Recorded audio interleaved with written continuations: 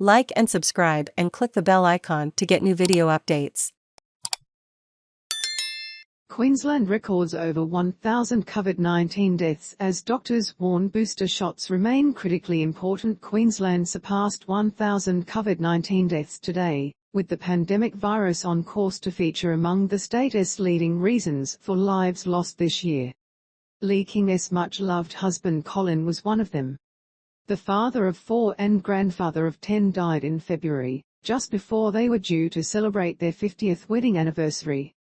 The 74-year-old crossword lover, who lived in Logan, south of Brisbane, was being treated for lung cancer when he caught SARS CoV-2, the virus that causes COVID-19. But Mrs. King said it was the COVID that got him and that S on the death certificate that the COVID pneumonia is the cause of death. The pair had enjoyed 15 good years of retirement travelling around Australia and overseas together and had plenty to live for, when COVID-19 cut his life short. Mr. King also volunteered at a local community centre in Logan, where he was a mentor for a life skills program, which helps people who are struggling. His widow urged others to take precautions amid the scary number of cases in the community and said there needed to be more public reminders about the virus. They've slackened off this year and it is still around, and I think people forget that they've got to be careful and wear masks, even though it is not mandatory, Mrs. King said. Hopefully the numbers will come down. Mrs. King's pleas are echoed by experts pushing for more community education about the need for booster vaccinations and on the benefits of COVID testing and the use of antiviral drugs for those at risk of progressing to severe disease. The latest Queensland Health data shows 1,008 COVID-19 deaths so far, including at least 500 aged care residents, most occurring during this year's Omicron waves. That is much higher than modelling last year, suggesting 200 Queenslanders could die in the first 3 months after interstate borders reopening, based on the less transmissible Delta variant. If the current rate fails to slow down, COVID would sit behind heart disease as the state's leading causes of death, based on 2014 to 2018 figures reported in the Health of Queenslanders 2020 report.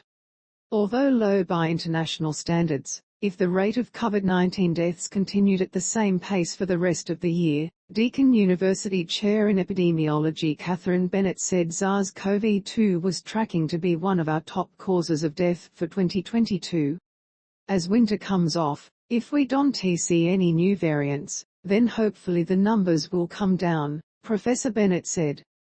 That is what we need to focus on now, how we can reduce death rates in the face of this ongoing rolling infection in the community. One message doesn't fit all. It is working with community leaders, it is identifying where our highest rates are and focusing in those communities. In particular, looking at where we're seeing more case fatalities.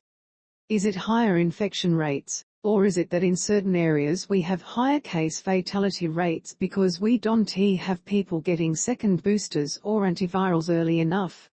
More than 300 of the Queensland COVID-19 deaths, almost a third, have occurred in the Metro South region of Brisbane and surrounds, taking in Logan, where Mr. King lived.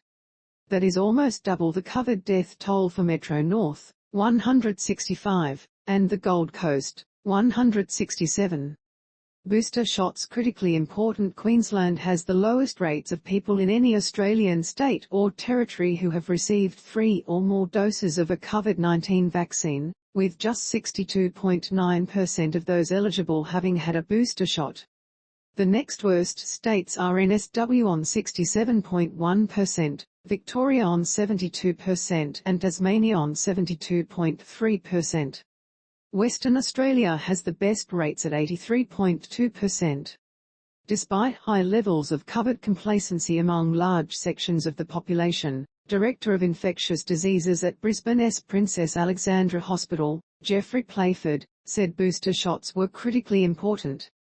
Everyone was very anxious to get their first and second doses, and that was rightly so, but we shouldn't lose sight of the fact that the longer-term protection really relies upon booster doses, Dr. Playford said.